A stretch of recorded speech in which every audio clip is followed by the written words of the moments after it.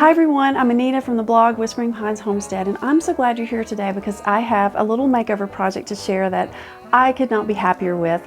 I really had to think outside the box and trust my gut instinct, even though it was a little scary at times, but I'm so glad I did because I absolutely love the result. So come along as I share some of my thought process, and hopefully at the end you will love what I've done as much as I do, but hopefully it will inspire you to also think outside the box and just go with your gut and make your home tell your story.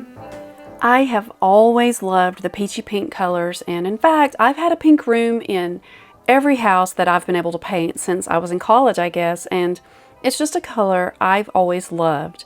I have a Pinterest board I will link that has a lot of inspiration for this particular room. Most of these rooms are in the UK or in Europe. They just have such a wonderful way with color, and I find these beautiful rooms with so much history and antiques and color are just very inspiring for me and feel incredibly happy as well. These images are from one of my very favorite books called Perfect English Cottage, and I will also link that on Amazon for you. I love this book so much, and it's full of some very beautiful English interiors with color and antiques and authenticity, which I really love, and that's what I want to have in my own home. Finding the perfect shade though was not as easy as it usually is for me. I'm really good at picking out paint without having to do a lot of sampling, but in this case it was not easy at all. I really wanted to make sure the color was peachy enough but not orange, and pink enough but not hot pink or mauve or bubblegum pink, and that just proved to be incredibly difficult. After a lot of thought and trying different colors and different parts of my room, I thought I had picked the perfect shade, so off to Lowe's I went.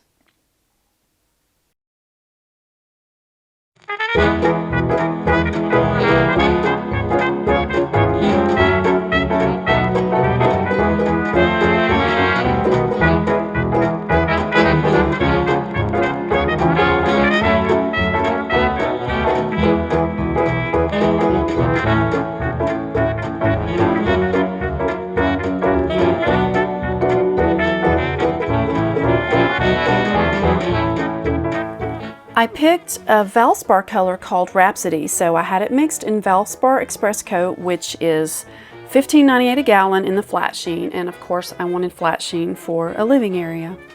I really thought this was going to be the perfect shade, so I decided to try it on one wall and just see how it looked.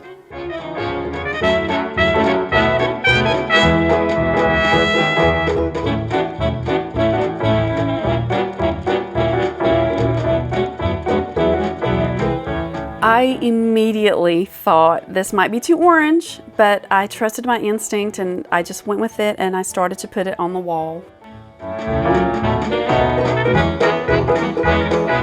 I still thought it was a little too orange, but when it dried darker, it was really lovely on this wall.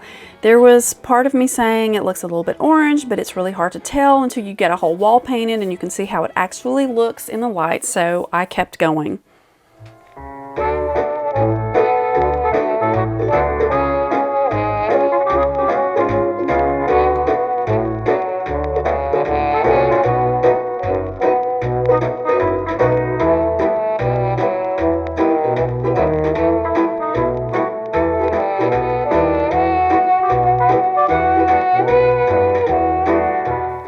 I actually really loved the coral aspect of this color, and on this particular wall it just really looked great, so I kept on going and I just painted the entire room.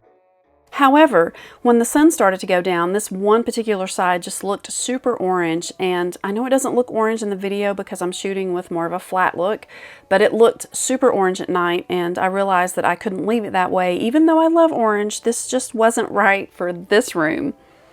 So I got my samples out and started all over again, and I went back to Lowe's, and this time I decided to go with something that had a little bit more pink. It was so hard though to find a color that was going to work in all different kinds of light at different times of the day, but I ended up choosing an HGTV Home Sherwin-Williams color called Coral Rose, which I also had mixed in the Valspar Express Coat Flat. And when I opened this up, I really just thought it was perfect. because it was similar enough to the other one, but it just had that little bit more pink to it. So of course, I wanted to sample in a few different places before doing the whole room again.